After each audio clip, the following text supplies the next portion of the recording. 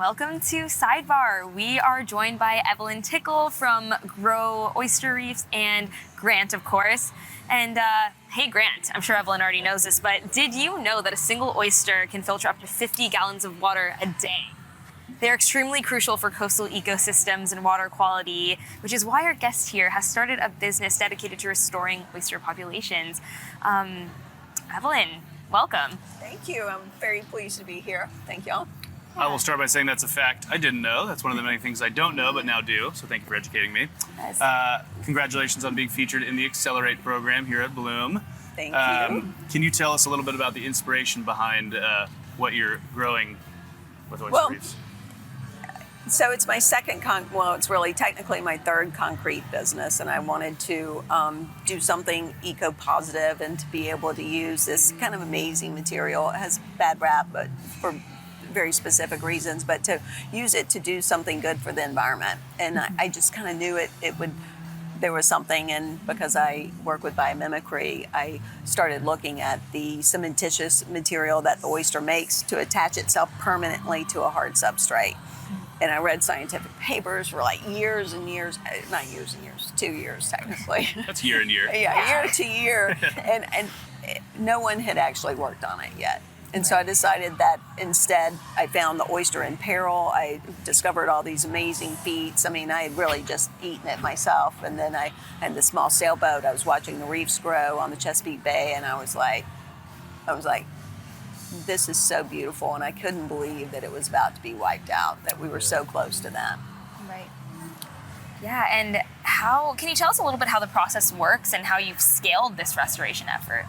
Well, it's been tricky, because it's difficult to get people to pay for ecosystem regeneration, right? I mean, and that's one of the big deals. And then the other big deal is that I was told, Evelyn, if you're going to bring in any money to the company as well to get some help on this, you've got to go really big, and you've got to show how you're going to make money as a business. We are a for-profit business on purpose, as opposed to a nonprofit organization. And I did that because I felt like the reefs would be regenerated quicker if there was more money involved, and a little bit of capitalism starts taking over to do good things. And so that was a definitive decision on that, quite frankly.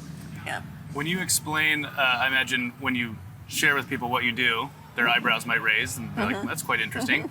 What thing are they usually most surprised by when you start to share what you're doing with GRoW Oyster Reefs? Well, when I first started it, my colleagues just were like almost mad at me. They thought it was just the most ridiculous thing they'd ever heard, because they really didn't. I mean, nature was just a different discussion back then.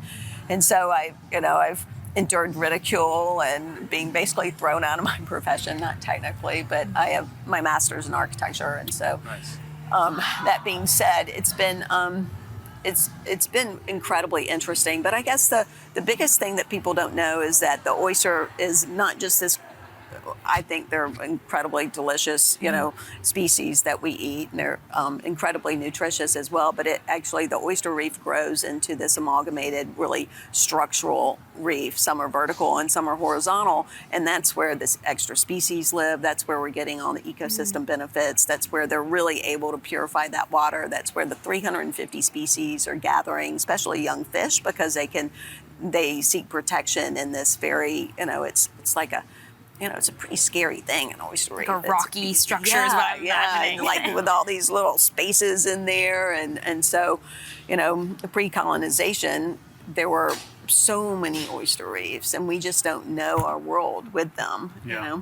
But Well, we've got a little under a minute left, but in that minute, so if I were to send you out on the street here in San Jose and ask someone, what do you think about the state of biophilia and biomimic design? I think they'd say, what?